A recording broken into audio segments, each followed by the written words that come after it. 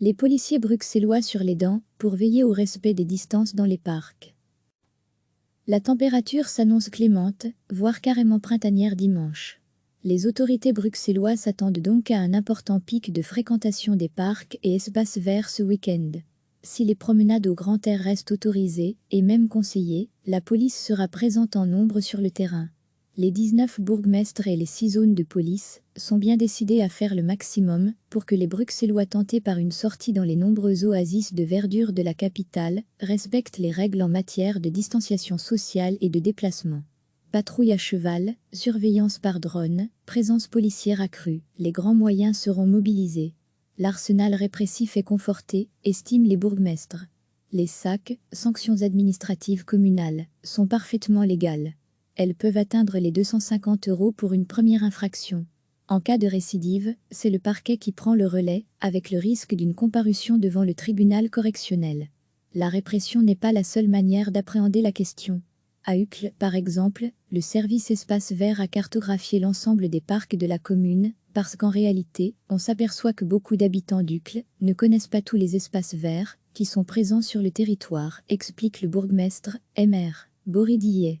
On a la chance d'en avoir beaucoup et, résultat, on a de fortes concentrations sur les espaces les plus connus.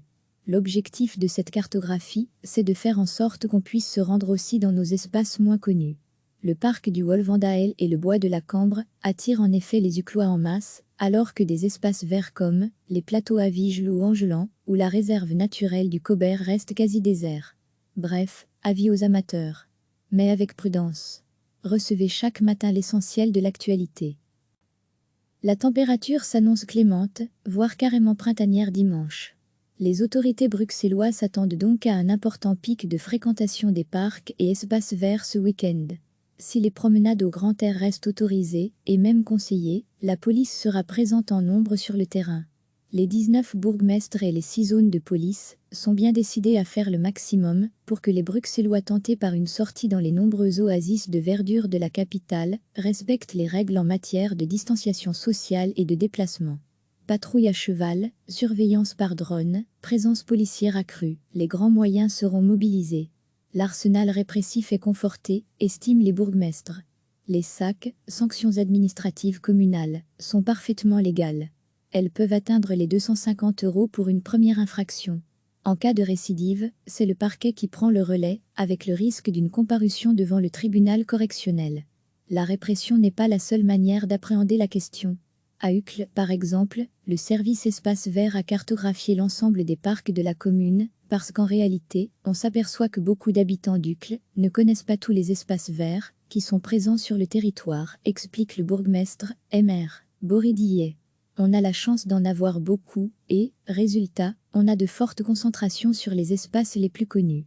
L'objectif de cette cartographie, c'est de faire en sorte qu'on puisse se rendre aussi dans nos espaces moins connus. Le parc du Wolvendael et le bois de la Cambre attirent en effet les Uclois en masse, alors que des espaces verts comme les plateaux à Vigelou ou Angelan ou la réserve naturelle du Cobert restent quasi déserts. Bref, avis aux amateurs. Mais avec prudence. Cliquez sur s'abonner pour recevoir les dernières nouvelles.